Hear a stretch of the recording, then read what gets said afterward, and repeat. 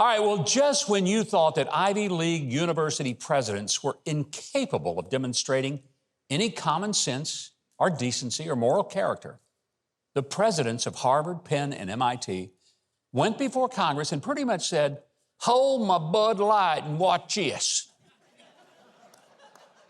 Congresswoman Elise Stefanik of New York repeatedly asked each of them if having their students publicly advocate for the genocide of Jews was harassment, and whether or not it violated their university rules.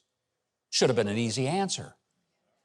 They all should have emphatically declared that, yes, of course it's harassment to publicly call for the murder of Jews, and it not only violates the rules of our university, but it violates the basic rules of civilized people. Except none of those university presidents said such a thing.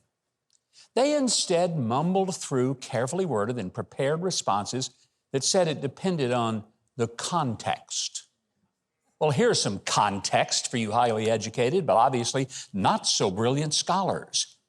When you are so morally bankrupt that you can't simply say that a call for killing Jews is a repulsive act of anti-Semitic hate and beyond the bounds of free speech and even sanity, then you should in fact resign and sell hot dogs on street corners from a little cart.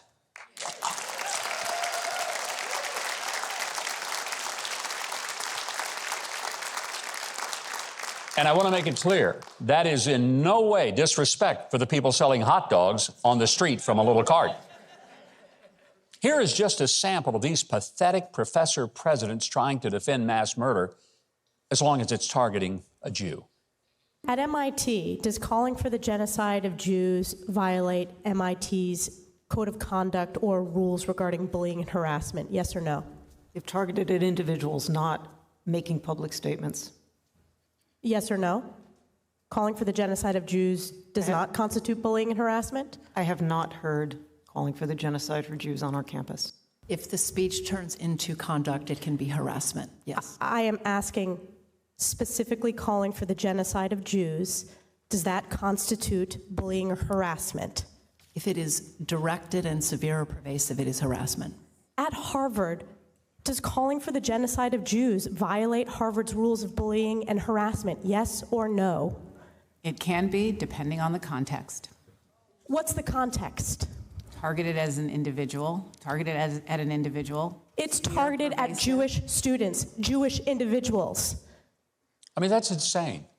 These are supposed to be the smartest people in our country, and they act like the dumbest people in our country. I'd rather have Jethro Bodine running Harvard than this lady. Unbelievable. Bill Ackman, who is a billionaire hedge fund executive who has given millions of dollars to Harvard but says he won't anymore, he called on all three of them to resign in disgrace and urged big dollar donors like himself to turn off the money spigots once and for all. I hope they do. Not since the rise of the Nazis in the 1930s have academicians so blatantly sided with evil. Now keep in mind, these are the same type of university presidents who have not allowed conservatives, pro-life advocates, or evangelical Christians to speak on campus, and they've even labeled them homophobes, transphobes, misogynists, and climate deniers. But they got no problem with allowing people on their campus to ignore the massacre of innocent babies, elderly people, and entire families. They've led the so-called Me Too movement. They've even demanded that a woman should be believed if she alleges sexual assault, even if the incident happened 40 years earlier and there are no witnesses. When that all was going on, careers were ended, and even members of Congress were forced to resign due to alleged, but yet unproved, accusations.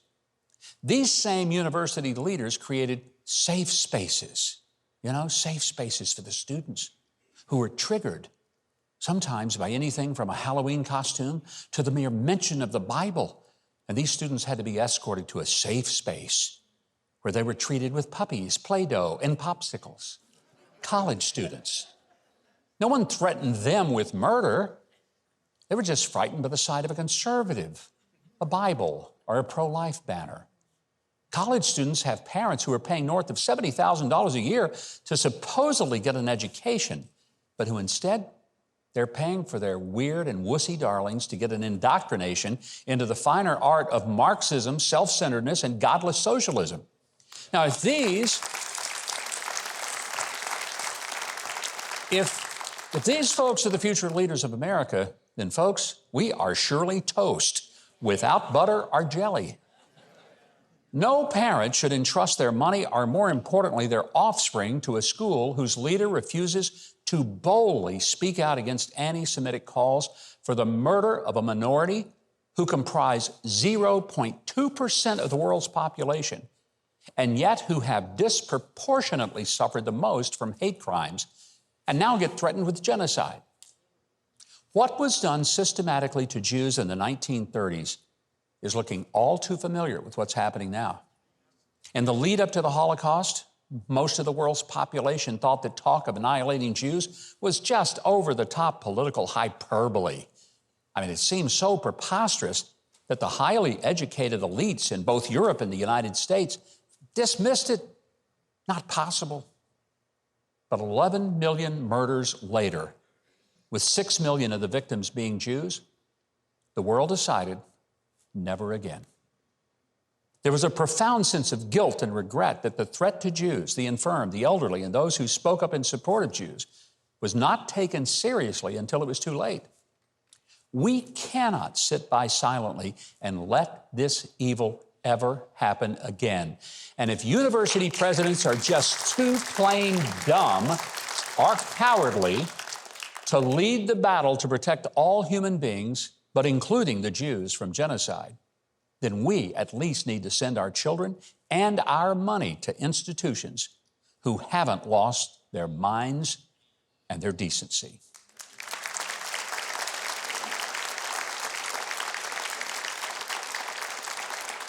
Well, we're glad to be with you, and a very happy Hanukkah to all our Jewish friends out there as well. Right now, Keith Bilbrey, why don't you tell our audience what we've got in store for the show tonight?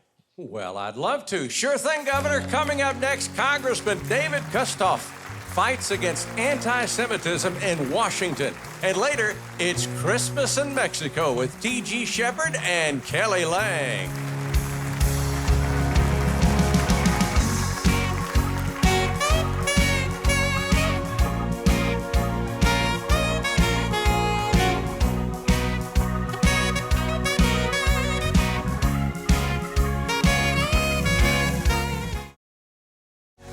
Go to MikeHuckabee.com and sign up for his free newsletter and follow @GovMikeHuckabee on X.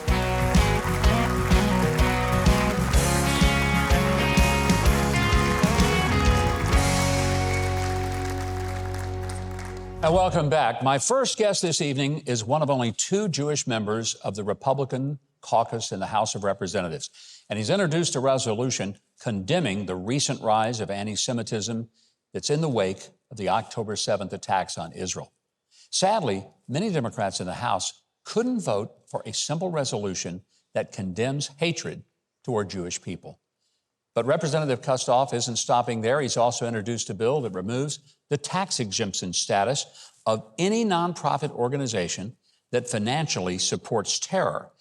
And that bill has thankfully passed the Ways and Means Committee. Good news, at least. Representing Tennessee's 8th Congressional District, I want you to welcome back to the show one of our very favorites, Representative David Kustoff. Congressman, good to have you back. Governor, thank you very much. Thanks for having me. You know, as a member of Congress, but also as one of the few Jewish members of the Republican caucus, and quite frankly, one of the few Jewish members of Congress, period, this has to be an unsettling time when you see people out marching in the streets supporting Hamas and what happened on October the 7th. I can't even imagine it. Governor, you think about how the world has changed in more than 60 days. People went to bed on October the 7th and woke up in a completely different state of mind and fear on October the 7th as the Middle East started to unravel. And I thought, and I thought of my cohorts too, that we've got to send a strong signal, our government, our nation, that we've got to be there to support our greatest ally in the Middle East, and that's Israel. We've got to be there for Israel and stand with a strong voice. You know, you mentioned the Recently, I had sponsored, along with Max Miller, who's the other Jewish House Republican, a strong resolution absolutely condemning anti-Semitism, showing our support for Israel. Good news, bad news. Good news is, out of 435 members, 311 voted yes. Now, the bad news is 14 voted no. And Governor, 92 voted present. And in my opinion, if you vote present, you're voting no. But we wanted to send that signal not only to the nation, but to the world and those in Israel and those in the Middle East, that the U.S. will not abandon our greatest ally in the Middle East, and that's Israel. And I'm glad that you guys did that. And I want to be fair, because there were obviously a lot of Democrats who voted with you in the resolution. And there are a lot of Democrats who have been very outspoken against the anti-Semitism that we see. And even it's caused a rift in the Democrat caucus. You've got the people out there on the loony left, like Rashida Tlaib and Ilhan Omar, some of the members of the so-called squads are saying crazy things. I mean, insane things. There are a number of Democrats, a large number, who feel strongly, who are fully supportive of Israel. But you do have some of those that you mentioned that are completely on the other side, chant from the river to the sea, as we know that chant. By the way, this resolution condemned that phrase as well. But we've got to send the message out that we won't abandon Israel. A few months ago, I'm on the board of the National Holocaust Museum, and I took a group through the Holocaust Museum, obviously before October the 7th. And the Holocaust Museum, a lot of people here and those who are watching the show have been to the museum. A number of lessons. Number one, that we can't forget what happened in Nazi Germany and to Jews around the world. But the museum also serves as a reminder that this can never happen again. Yeah. And I bring that up because you have Jewish members in this country who heard the stories of the Holocaust from survivors, may have been their parents, grandparents, great-grandparents. They never thought that they would see something like this in their lifetime, but they are. They are. And October the 7th is the deadliest day for Jews around the world since the Holocaust. And we just can't be ambivalent about that. I want to also get to the point that Congress is in a real state of flux. I mean, it's the best way to say it. You've had an uprising with the Speaker. Now Kevin McCarthy is going to step down at the end of the year. The margin, with George Santos being escorted out the door, is now down to basically one member. I mean, it's kind of crunch time. If Republicans don't stay together and they start splitting, the Democrats could show up one day and take a vote and remove the Speaker and elect their own guy. Do the Republican members who have been out there thinking they're all independent contractors, do they understand that? You know, that's a great question. I think that some look like they look at Joe Manchin. They want to be a Joe Manchin in the House like he was 2 years ago. Fact of the matter is, before Kevin McCarthy was removed wrongly as the Speaker of the House, we had a thin margin. We were working together in unison. We have done a lot of good things. We've passed a very tough border bill, H.R. 2, which would secure the southern border. We recalled the money for the 80,000 IRS agents. We worked hard, and we were working on promoting and passing good conservative principles. But you're right, that margin is going to be really, really thin for the next few months until these other special elections. We've got to work together. We've got a really good man now as our Speaker of the House, Mike Johnson. He's conservative, he's smart, he's thoughtful, but he is the Speaker. And as Republicans, we've got to work with him. We've got to follow his lead. You know, we're the firewall. The Republican House is the firewall. You've got Joe Biden in the White House, I guess. Yeah. You've got Democrats controlling the Senate. We're stopping the crazy stuff from happening. Yeah. And so we've all got to be there. We've got to stay firm to our conservative ideals and our principles. And I think a lot of people need to understand that with only a slim majority in the House and not having the Senate and not having the White House, there is a limit on what Republicans in the House can do. You can stop some things. you probably cannot get a lot of things passed because they'll either die in the Senate or they get vetoed at the White House. So it's more of a defensive position that you're in until the next cycle of elections, and then hopefully we have a little more to work with. Well, we also have oversight, and that's awfully important as we talk about what's going on at the border and the way that the Biden administration and Secretary Mayorkas is not enforcing the existing laws and the policies to keep out the unlawafuls, the millions of people who have come into this country unlawfully. We've got that oversight power over all the Biden branches of government, and we'll continue to exercise that through the next election. Speaking of oversight, there's going to be a real challenge with whether or not there will be a process to get further into what the Biden family has done, the millions of dollars that they've gotten from the Chinese Communist and other government. I mean, I think some people need to separate. There's a difference between an impeachment inquiry, which is very important and necessary, but not taking a vote on it, knowing that it would die in the Senate within 30 seconds of arrival. Do the House members, are they committed to getting to the truth and following it wherever it will lead? Good or bad? Governor, I think the conservative members, the moderate members, the in-between members, they support an impeachment inquiry. And so we should see that vote soon. And that, to your point, that's the step that we've got to take before anything else happens. Well, I hope that it will continue to be a source of intensity, and maybe at some point, even some Democrats will start saying, hey, we can't defend this. Congressman, I'm glad you're there. You're one of those folks that went there for the right reasons, and you've stayed true to your purpose. That makes you a rare jewel in Washington, and I thank you so much for the service you've rendered, not just to the people of Tennessee, but to all of America. Great to have you here again. Well, Governor, you're an inspiration to me and so many in Congress, so we thank you very much. Well, delighted to see you, and I'm sure we're going to have you back. Representative Kustoff is active on social media, so you can keep up with him and the great work he's doing in Washington. We have all the links to his efforts and to his websites at our website, Huckabee.tv. Go there. We'll connect you to the congressman. Keith Bilbrey, I bet there's some more coming up to the show. I know we're not finished, so what else we got?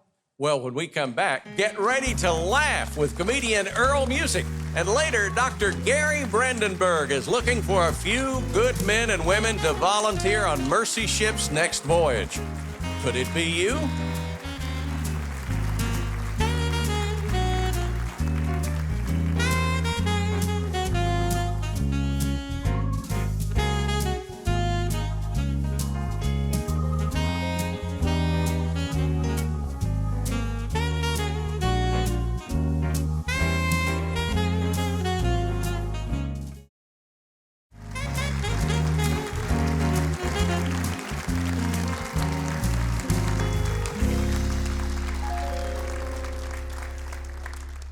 Well, it's Christmas time again, and all over America, towns are celebrating the holiday in grand fashion.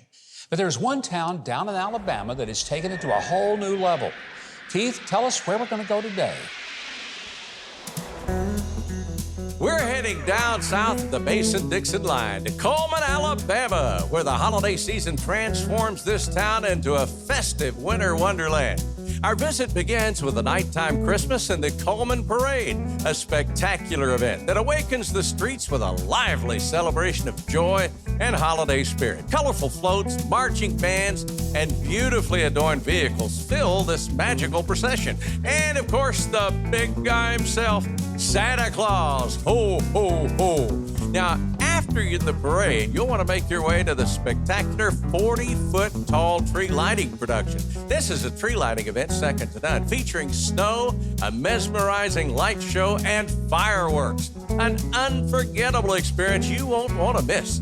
And this year's special musical guest is American Idol winner Taylor Hicks. Embark on a unique Christmas journey at the Cullman Christkindl Markt, where German tradition meets Southern charm in downtown Cullman's iconic Depot Park. This enchanting event boasts 50 authentic German-style wooden huts, housing over 40 vendors, offering artisan crafts, unique gifts, and delectable German cuisine. Young visitors can also enjoy train rides and antique carousel rides while meeting Santa, Mrs. Claus, and other beloved characters. Glide across the ice rink under twinkling lights and savor delicious food options, catering to all palates, ensuring a delightful experience for all who visit. Don't miss the grand opening ceremony, featuring the lighting of the tallest Christmas pyramid in North America. The market's meticulously curated decorations, festive music, and enticing aromas will transport you to the heart of Germany. And be sure to warm up with some delicious hot chocolate. Be amazed by the streetscape, Christmas lighting in downtown Cullman. Cullman invites you to embrace the magic of the season, creating cherished memories with family and friends. So pack a bag and visit this winter wonderland extravaganza, a journey filled with festive delights, charming experience, and the true spirit of the holiday season. That's why Cullman, Alabama is our kind of town. Merry Christmas!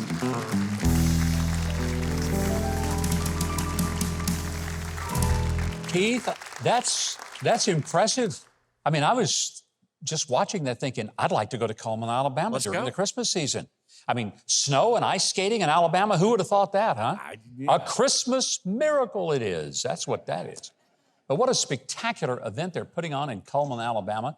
It's going on through December the 23rd, so there's still time to see it for yourself. We want to say a special thanks to the City of Cullman, the Cullman Chris Kendall Market Team, and Brian Kirk for their help.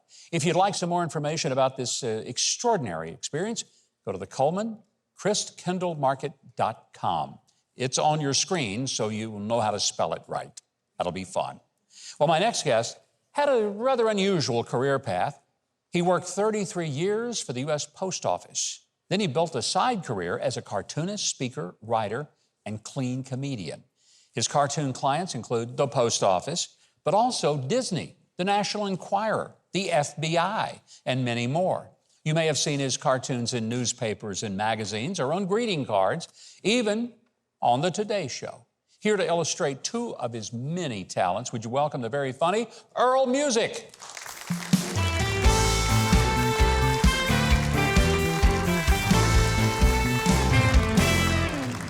Hello, my name is Earl Musick, and I'm a cartoonist. My cartoons have been all over the world, but tonight was probably the first time you ever heard Earl Musick, isn't it? But I bet you all know my dad, pop music. No. I married a beautiful girl from Columbus, Ohio. Her name was Debbie Sheets, which makes her Debbie Sheet Music. I begged her if we had a little girl, we'll name her Christmas, so she'd be, Christmas music. We have two boys, rockin' country. And I'm very close to the boys. Right from the start, I was in the delivery room. I cut the cords. You know, once you cut the tags off those things, you can't take them back. My wife, she's really close to the boys too, but she did the discipline when they were little. She would tell them stuff that would scare me. Do you guys know if you do number 2 in your undies, you could go to jail? She would tell them stuff like that. I once had the stomach flu and thought I'd get life. She's trying to teach me things too, like how to put on cologne. Gentlemen, how do we do it? That's wrong. You got to do this. She bought me cologne for Christmas, Calvin Klein Christmas cologne. I wear it all the time. No one ever says anything. The other day, I spilled hot chocolate on my shirt. All day long, girls are coming up to me saying, "What is that incredible smell?" So now when I take a shower, I don't use soap. I use a Reese's peanut butter cup. Hershey's syrup on my head. I want to have fun. I want to have fun right to the end, or even to my funeral. I'm a Christian. I'm going to be in heaven, not for any deed I did, but for what the Lord did for me. It's going to be a celebration of life. I want to party at my funeral. No crying. Now, my wife will probably cry, but tell her Chuck will be here in a couple weeks, okay? Outside the funeral home, I want a sign that says, "Now showing," with a picture of me. On this side, I want a sign that says, "Coming attractions," with a mirror. Yeah, we're all going. I want a party atmosphere inside. I want pizzas and chip and dip. Careful where they put the dip, in case she cremates me. I want everybody to hold hands and sing this song. The day Earl Musick died.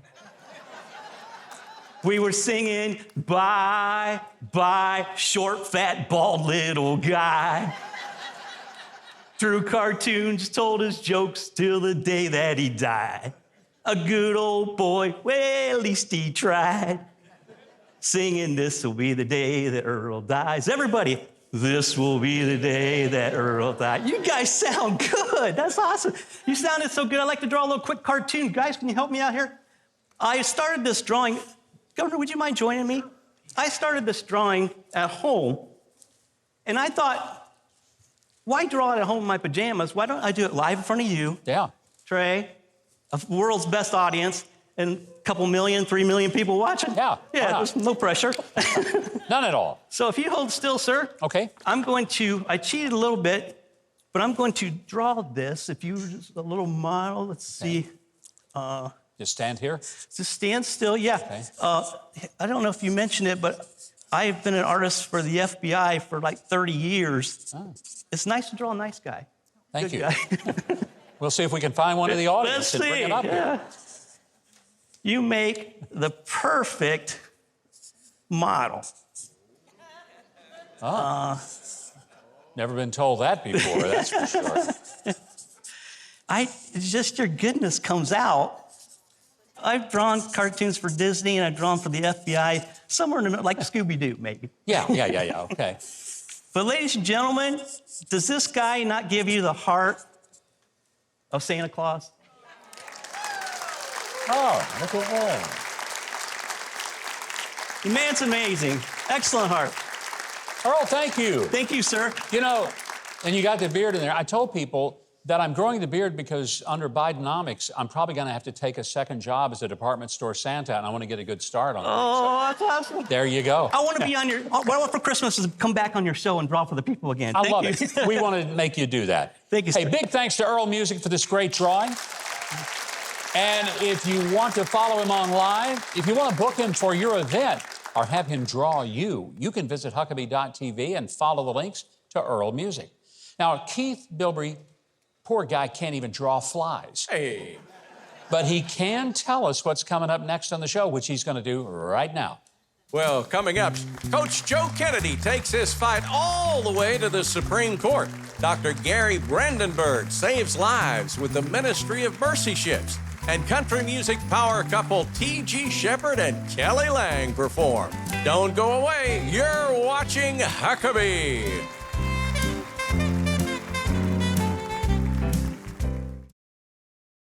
Christmas is the season of giving, and we've been given the greatest gift of all, Jesus Christ. I'm so grateful for the work that Samaritan's Purse is doing all over the world to share the gift of Christ everywhere. And I want to tell you, thank you. Thank you for supporting Samaritan's Purse so they can provide physical and spiritual gifts, not just at Christmas time, but all throughout the year. I hope you'll be a part of the giving by supporting Samaritan's Purse today. And you can give real simply. Go to their website or call the number on your screen. I really hope you will. Thanks, and God bless. Well, Joseph H. Kennedy was a high school coach. He made history when he simply took a knee to pray after a football game. Didn't seem like that big a thing, but little did he know that that simple act of faith would cost him his job, and it would set him on the path to winning a landmark religious freedom case before the U.S. Supreme Court. His inspiring story is told in his new book, Average Joe, One Man's Faith and the Fight to Change a Nation. It's a real honor to welcome back to our show, Coach Joe Kennedy. Joe, great having you back. Welcome. Your case was such a significant case because it established a judicial precedent for the whole country about the freedom of expression, but you paid a price for that. I mean, what, 8 years of litigation? 8 years. Were you ever ready just to say, I quit, I just can't keep doing this? Yeah, just about every day. If it wasn't for my wife and God, it never would have happened. We really had to press in and just to get up every day and keep fighting. And Coach, you know, one of the things that I found out about you, you served in the Marine Corps, and for a good bit of your life, you were an atheist. Yeah. I mean, you're maybe the most unlikely guy who's going to take a religious liberty case all the way to the Supreme Court, a guy that was an atheist. So how did that journey even come about? Well, it shows that God's got a really weird sense of humor, for sure. But my wife actually got me going to church and saved our marriage. And I told God, my life is yours. And I made a deal with him after watching Facing the Giants, and that set me on the path. I just started praying just a simple prayer of thanking him after a football game. And I did that religiously for 8 years, and it wasn't until my 8th year where it became a problem. And I think people need to remember that you didn't urge, invite, beg your players to come out and join you on the field after the game. You just went out and said the prayer, and some of them decided, I want to go pray with Coach. Absolutely. And that was as simple as it was. Yeah, if I told them or asked them to come out, it's just as bad as telling them that they couldn't come out. Yeah. So it's a free country. Absolutely, they could come out if they wanted to. But there were some people who didn't like the fact that there were students praying, and they filed a lawsuit. And the school board, where you had been coach, they fired you over that, which I'm sure was a shock. It's like, what am I being fired for? Yeah, and to put a real good icing on that cake is my wife was a human resource director for the school district. So you can imagine, God's sense of humor is boundless. So yeah, it was really tough, and it put us in quite a predicament. But it was absolutely worth fighting for, every single bit of it, because the Constitution actually means something to me, and we've been giving up way too much, just little by little by little. It's about time somebody stood up and said no more. You know, I'm grateful too for your courage, as this audience is. You had some great attorneys from First Liberty, and they were very helpful in making it possible for you, providing legal counsel all the way to the Supreme Court. I think sometimes we underestimate that sometimes the battles for Christians today, not in the church, not even in the White House or Congress, it's in the courthouse. And that's where some of the big battles are going. You win the case at the Supreme Court, big deal, landmark case. You were ordered, or the court ordered the school district to re-employ you. But after a while, you decided, this isn't going to work. And so you left and started a new life. That must have also been a tough transition to make. Yeah, that was a real tough one. I was there for my reinstatement letter, so I was actually handed it. That was the awesome part of it. And then being there for fall camp. Did you say nanny, nanny, boo, boo to this? No, I'm sure you didn't. I might have, and that's why the Lord didn't pick me to do this job. But I went to fall camp, and I was at the first game. And then after that, we started praying, what's next for us, God? And he finally let us go to take care of our in-laws, my father-in-law down in Florida. Well, I think your story is one that people need to read. This book, Average Joe. By the way, the last time you were here, I told you, you got to put this in a book. You got to tell your story. And you did. Yeah, this is all your fault. You're the first person ever to listen to me when I said something like this. And I'm so glad you did, because it's a phenomenal book. Great Christmas gift this would be for anybody who's interested in, does it matter when you stand up for your faith and take a stand? You have proven that it does. And that's the beautiful story here that I hope people will read. If you want to keep up with Coach Joe Kennedy, if you want to book him as a speaker in your community or your church, be sure to get his inspiring new book, Average Joe. If you go to Huckabee.tv, we will connect you to how to get the book and how to get in touch with Coach Kennedy. Right now, Keith Bilbrey is going to use his above-average announcing talents to tell us what's coming up next. Well, next, an inside look at the incredible work and ministry of mercy ships around the world. Then, some Christmas country music with T.G. Shepherd and Kelly Lang. That's all ahead on Huckabee.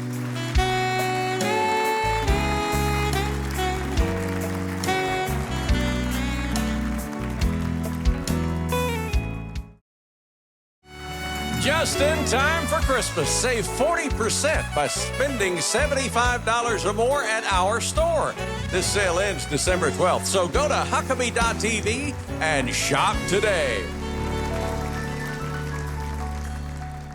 I hope you are enjoying some of the wonderful Christmas music that we are here in the theater, all courtesy of the very best band in America. They can play any kind of genre, including phenomenal Christmas music. Trey Corley and the Music City Connection. Give them a really big hand. For those of us that live in America and we just sort of take for granted access to good health care, But you may not know that as many as 5 billion people lack access to needed medical care. And many people die of what would be treatable diseases. But about half the population lives near a coast. So ever since 1978, the ministry Mercy Ships has brought volunteer doctors, nurses, surgeons, physical therapists, chaplains, teachers, and state-of-the-art medical care and equipment to people in need, and they've done it all over the world. Here to tell us more, please welcome the International Spiritual Development Officer for Mercy Ships, Dr. Gary Brandenburg. Dr. Brandenburg, great to have you here. Thank you for having me. I want to just begin by saying, I absolutely love what Mercy Ships is about. It's one of the, I think, most innovative but powerful outreaches for the gospel that I've ever seen, and offering genuine, much-needed help for people who can't afford it, who can't access it. It's just an amazing ministry. How did you get involved? Well, I was a pastor in East Texas, and our International Support Center is in East Texas. And so I was captured by what they do, and I started following one of the ships that we had at that time around and working in different countries and training pastors while I was there. I'm a doctor, but my doctorate's in theology. So I know nothing about medicine. In fact, when I got my doctorate, somebody asked my daughter when she was young, you know, what kind of doctor is your dad? And she said, well, I'm not sure, but I think he's the kind that doesn't help people. So, out of the mouth of babes, out of the mouth right? of babes. Oh my gosh. So I got involved back then, and so now I'm actually on staff. You know, when I see the pictures of the ships, and they're massive ships, they're huge. It's like a cruise ship, except it's not for people to go and just have a good time. It's for people to have life-saving and life-changing medical procedures. I've seen pictures, people line up by the thousands just to get to the Mercy ship. It must be a phenomenal experience to see that. Yeah, and that's one of the hardest parts about the job is that several people, many people have to be turned away. Now, I want to talk about the fact that you depend a lot on volunteers, whether they're doctors or physical therapists. And so people who say, boy, that would be a fascinating thing as a mission opportunity, you need volunteers. Oh, yeah, now more than ever, because we have a brand new ship. It's our first purpose-built ship, and it houses 600 people. And our smaller ship, which is a converted train ferry, that houses about 400 people. And now with both of these ships in service, we've almost doubled our need for volunteers. So yeah, that's what I'm hoping people will take away from this. Even if they can't go themselves, maybe they know someone who's a nurse or someone like that, but we need more than that. We need receptionists, we need food services people. We've got 2 academies, one on each ship, that does a great job with the children of the crew. So there are a lot of opportunities. So teachers, cooks, clerks, but you probably need people who can work in a ship, maybe retired sailors and merchant marine guys? Or deckhands, engineers, people that can do that kind of work as well. How long do people need to serve in order to say, I want to help on a Mercy ship? How long is my commitment? Well, if they have a specialty, if it's an OR nurse or an orthopedic surgeon, or we'll be happy to have them for a couple weeks. But if it's someone wants to come and work in another capacity, we like them to be there for about 3 months as a minimum. And then some of our people come on the ship and they live on the ship for 2 years. You know, I've heard of people, there was a doctor, I think 60 Minutes did a profile of him.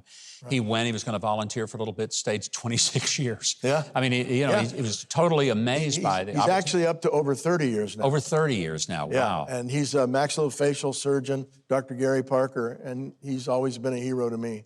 You know, somewhere out there across America, there are people who are saying, rather than just take a trip for fun, wouldn't it be great to give a few months to go and serve on one of these ships and change the lives of people and serve the Lord in doing it? Because it's not just a hospital ship, it's a ministry. Yeah, and it's a community. For young people, if they want to take a gap year or something, come and serve. And you'll see a different country, you'll see people that don't have the privileges that we have in this country. We work with the poorest of the poor. You just hit on something. a person maybe just getting out of nursing school or even medical school, and they're not sure what they want to do, where they want to go, wouldn't it change their perspective of health care to go and serve on a mercy ship for 6 months? You know, our new ship is in Sierra Leone right now. And the country of Sierra Leone has 8 million people. There are 5 surgeons in that country. In the whole country? In the whole country. My God. We're told we have a doctor shortage in the U.S. We have 1 doctor for every 333 people. They have 5 surgeons for 8 million. And I think there are only 3 anesthesiologists. So we come alongside, we don't go anywhere where we're not invited. And then we're invited to come and we do a field service for about 10 months and just do as many surgeries as we can. One of the most amazing ministries on planet Earth today is mercy ships. And I'm hoping that if as you listen to us talk, you'll do one of 2 things. Either honestly look into becoming a volunteer on one of the ships. And if you can't, it's just not possible, at least make a significant contribution and help somebody else go and talk to others that you know who are nurses, doctors, who could make a difference on a mercy ship. I hope you'll keep the patients and the crew of this amazing organization in your prayers. And as I said, if you or someone in your life is ready for the experience of a lifetime, the folks at Mercy Ships are standing by. They're looking medical professionals, teachers, cooks, IT administrators, maritime officers, and more. If you want to learn more about the mission, operation, and the volunteer needs of Mercy Ships, we make it easy for you. Go to Huckabee.tv. We have links right there to connect you. And if you're not able to donate your time, you can make a tax-deductible contribution today. Right now, we've got a special performance coming up, and Keith Bilbrey is going to tell you all about it, and he's going to do it right now. Well, you couldn't possibly have a blue Christmas when T.G. Shepherd and Kelly Lang are around. They'll perform right after the break. Do not go away.